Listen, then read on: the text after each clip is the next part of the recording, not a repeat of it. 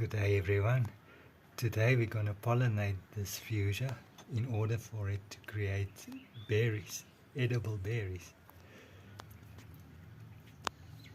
So I'm going to take the pollen from the youngest flower, which is this one,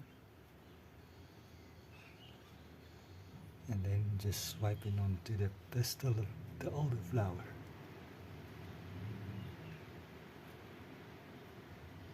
And also, just in case that doesn't take the pollen from this flower and swipe it onto the pistil of this flower.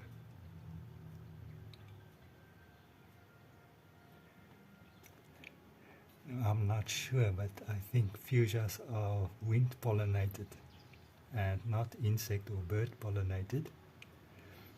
Nevertheless, you've got a jewel of a flower. Please let know in the comments, what do you think? Are fuchsias wind pollinated only, or pollinated by insects or birds as well?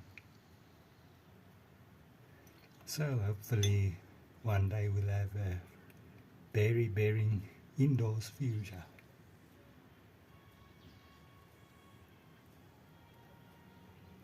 Thanks for watching.